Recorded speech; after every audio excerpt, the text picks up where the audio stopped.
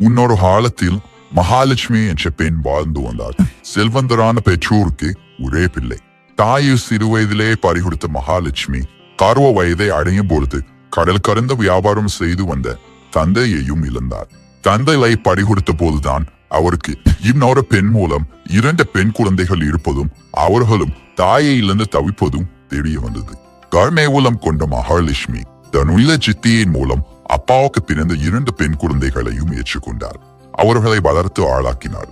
சகோதரர்களுக்காக வாழ ஆரம்பித்தவள் திருமணம் செய்து கொள்ளாமலேயே இருந்தார். நாட்கள் ஓடின. மகாலட்சுமி சகோதரிகள் இருவரும் பருவ வயதினை அடைந்தார்கள்.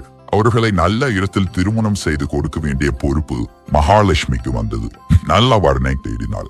ஒரே நாளில் ஒரே முகூர்த்தத்தில் சகோதரிகள் இருவருக்கும் திருமணம் செய்து முடித்தார். தன் தந்தை சேமித்து வைத்த பணத்தை பாதியை அவர்களுக்கு சீதனமாக கொடுத்தார். திருமணம் முடிந்த கையோடு சகோதரிகள் இருவரும் தனி குடித்தனம் சென்று விட்டார்கள். ஒரு வருடம் ஆனது.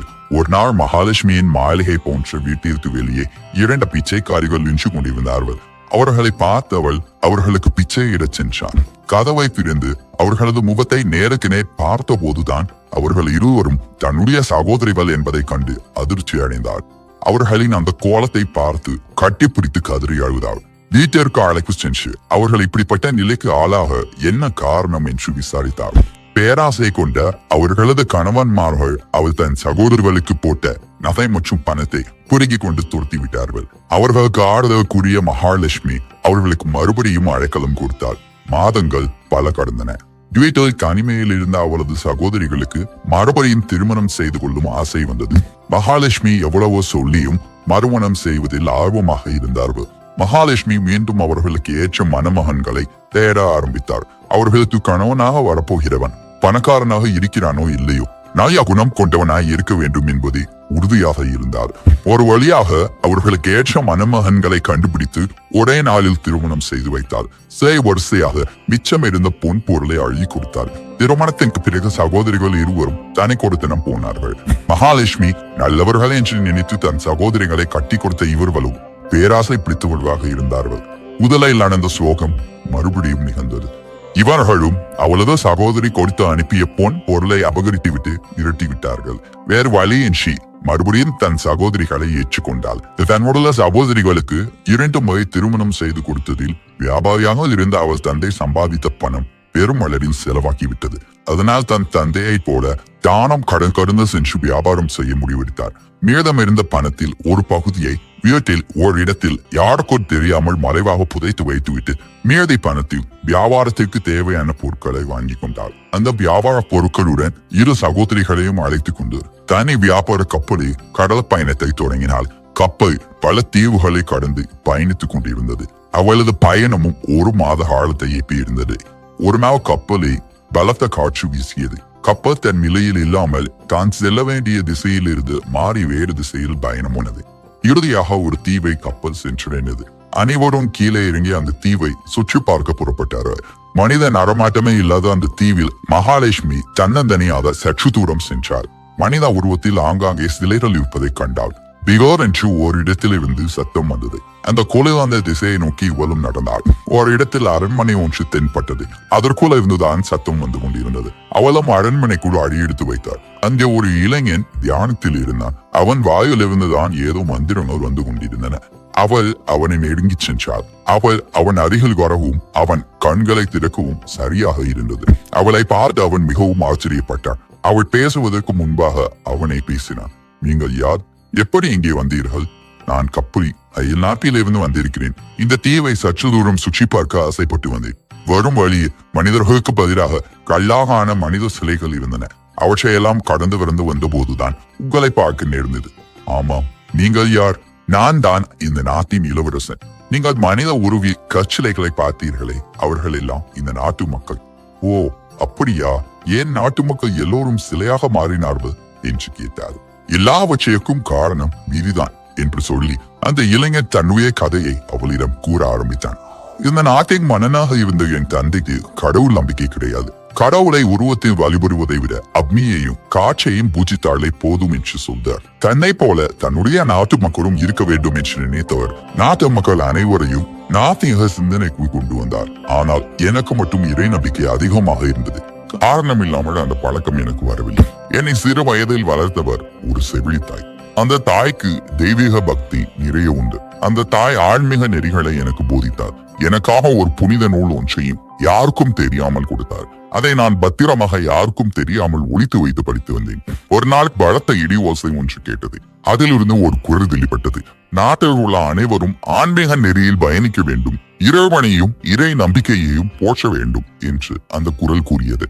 அதை கேட்ட என் தந்தை அந்த குரலான வாக்கு பொய்யானது, அதை யாரும் நம்ப வேண்டாம் என்று சொல்லிவிட்டார். சில மாதங்கள் கடந்த நிலையில் மறுபடியும் பலத்த இடியோசை கேட்டது.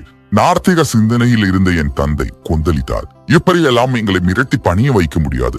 இல்லாத இறைவனை வழிபட என் நாட்டு மக்களை நான் அனுமதிக்க மாட்டேன் என்று கர்ஜித்தார். அவர் இப்படி சொல்லி முடிப்பதற்குள் அவரும் இந்த நாட்டு மக்களும் அப்படியே கல்லாக மாறிவிட்டார்கள். இறை நம்பிக்கை இருந்த நான் மட்டும் அந்த கல்லாக மாறாமல் தப்பினேன். தன்னுடைய சோக கதையை மகாலட்சுமியிடம் கூறிய அந்த இளைஞன் கண்ணீர் விட்டு அழுதான். அவனது நிலை மிகவும் பரிதாபமாக இருந்தது. நீ மட்டும் தனியாக இந்த தீவில் இருந்து என்ன செய்ய போகிறாய்? பேசாமல் என் கூட வந்துவிடு என்று மகாலட்சுமி சொன்னார். இந்த யோசனைக்கு பிறகு அவன் சம்மதம் தெரிவித்தான். பிறகு மகாலட்சுமியும் அந்த இளவரசனும் அரண்மனையில் பொக்கிஷங்கள் வைக்கப்பட்டுள்ள இடத்திற்கு சென்றார்கள். அங்கே தங்கம், வைரம், வைடூரியம் என்று ஆபரணங்கள் கொட்டி கிடந்தன. தேவையான அளவு அவற்றை எடுத்துக்கொண்டு அந்த இளவரசனோடு கப்பலுக்கு வந்து சேர்ந்தார் மகாலட்சுமி. புதிய நபரான இளவரசனை பார்த்து அவளது சகோதரிகள் இருவரும் இவன் யார் என்று கேட்டார்கள். எல்லா விவரங்களையும் அவர்களிடம் கூறினாள். அவனை திருமணம் செய்து கொள்ளப் போவதாகவும் கூறினாள். அரண்மனையில் இருந்து எடுத்துக்கொண்டு வந்த விலை உயர்ந்த ஆபரணங்களையும் அவர்களிடம் காண்பித்தாள். அவர்கள் முகத்தில் ஆச்சரியத்தை விட பொறாமையே கணிசமாக பொங்கியது. அவள் அதை பெரிதாக எடுத்துக்கொள்ளவில்லை. சகோதரிகள் தானே என்று விட்டுவிட்டாள். பிறகு கப்பல் தலைவனை பார்க்க போனார். நாம் சொந்த நாட்டிற்கே திரும்பி விடுவோம், கப்பலை உடனடியாக திருப்புங்கள் என்று சொன்னாள். சரி என்று சொன்ன கப்பல் தலைவன் புறப்பட்ட இடத்தை நோக்கி கப்பலை செலுத்தினான். இந்த கப்பல் பயணத்தில் ஒரு நாள் மகாலட்சுமியும் அவள் காதலனான இளவரசனும் கப்பலின் மேல் தளத்தில் ஆழ்ந்த உறக்கத்தில் அமர்ந்திருந்தார்கள். மகாலட்சுமி மீது பொறாமை கொண்ட அவரது சகோதரிகள் இருவரும் அவளையும் அவள் காதலனான இளவரசனையும் நரக்கடலில் தூக்கி எறிந்தார்கள். இருவரும் இறந்து விட்டால் அரண்மனையில் இருந்த தங்கம், வைரம், வைடூரியம் என அனைத்தும் தங்களுக்கு சொந்தமாகிவிடும் என்று கணக்கு போட்டார்கள். பேராசை அவர்கள் கண்களை முழுமையாக மறைத்துவிட்டது. திக்கற்ற நேரத்தில் நமக்கு வாழ்க்கை கொடுத்தவள் நம்முடைய சகோதரி என்பதை மறந்து போனார்கள். இதற்கிடையில் கடலுக்குள் தூக்கி வீசப்பட்ட மகாலட்சுமியும் இளவரசனும் உயிருக்கு போராடினார்கள். நீச்சல் தெரியாத இளவரசன் கடலுக்குள் மூழ்கி மகாலட்சுமியின் கண்ணெதிரே இறந்து போனான். மகாலட்சுமி கடலை மிதந்து வந்த ஒரு மரக்கட்டையை பற்றி கொண்டார். அதை பிழித்துக் கொண்டே நீந்தினாள். 3ஆம் நாள் காலையில் தான் கரை தென்பட்டது. ஒரு வழியாக அந்த கரையை நோக்கி நீந்து கரை சேர்ந்தாள். கரையை அடைந்த போது அப்படியே மயங்கி போனாள். எவ்வளவு நேரம் அப்படியே கிடந்தாள் என்பதே அவளுக்கு தெரியாது. திடீரென்று ஏதோ சத்தம் கேட்டு திக்கித்து கண் விழித்தாள். ஒரு சிறிய பாம்பும் ஒரு பெரிய பாம்பும் சண்டையிட்டுக் கொண்டிருந்தன. சின்ன பாம்பு எவ்வளவோ போராடியும் அதை கொல்ல பார்த்தது பெரிய பாம்பு. சின்ன பாம்பை காப்பாற்ற நினைத்த அவள் அருகில் கிடந்த பெரிய கல்லை எடுத்து பெரிய பாம்பின் மீது போட்டாள். அது செத்து போனது. அதுவரையில் பெரிய பாம்புடன் சண்டையிட்டு போராடிய சின்ன பாம்பு மகாலட்சுமியை பார்த்து திரும்பியது. திடீரென்று ஒரு ஆள் உயரத்திற்கு செங்குத்தாக எழும்பி நின்றது. அவளை உற்று பார்த்தது. சட்டென்று அதன் உடலில் இருந்து 2 இறக்கைகள் வெளிப்பட்டன.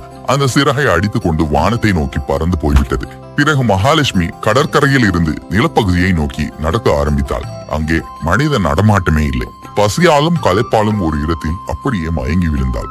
நீண்ட நேரத்திற்கு பிறகு சுய நினைவுக்கு வந்தாள். அப்பொழுது அவள் கால்களை யாரோ அமுக்கி விடுவது போல் தோன்றியது. மெல்ல கண்களை திறந்தாள். அவள் கால்களை ஒரு இளம் பெண் பிடித்துக் கொண்டிருந்தாள். மகாலட்சுமி சட்டென்று எழுந்து விட்டாள்.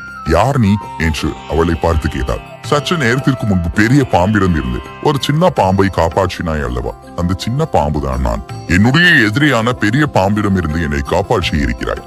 பண தேவதையான நான் என்னுடைய ஞான திருஷ்டியால் நீ யார் என்பதை தெரிந்து கொண்டேன். உனது சோக கதையை நினைத்து வருந்தினேன். நீ என்னை காப்பாற்றிய அக்கணமே நான் உனக்கு நன்றி சொல்லி இருக்கணும். உனக்கு துரோகம் செய்த உன் சகோதரிகள் சென்ற கப்பலை நடுக்கடலில் கவிழ்த்தி அவர்களை சாகடிக்கவே அப்பொழுது பறந்து போனேன். அந்த கப்பலை நடுக்கடலில் கவிழ்த்து விட்டேன். உன் சகோதரிகளை கொல்ல முயற்சி செய்தேன். ஆனால் அவர்கள் இருவரையும் நாயாக மாற்றி உன் வீட்டில் கட்டி வைத்திருக்கிறேன் என்று சொன்ன பணதேவரை மகாலட்சுமியை அப்படியே தூக்கி கொண்டு அவள் வீட்டிற்கு கொண்டு போய்விட்டது. மகாலட்சுமி வீட்டு வாசலில் அவள் சகோதரர்கள் இருவரும் நாய்கள் உருவத்தில் கட்டி வைக்கப்பட்டிருந்தார்கள். பேராசையால் கடைசியில் நாய்கள் ஆகி போன தன்னுடைய சகோதரிகளை நினைத்து அவளால் கண்ணீர் சிந்த மட்டுமே முடிந்தது. துரோகம் இல்லாத மனித வாழ்க்கை கிடையாது.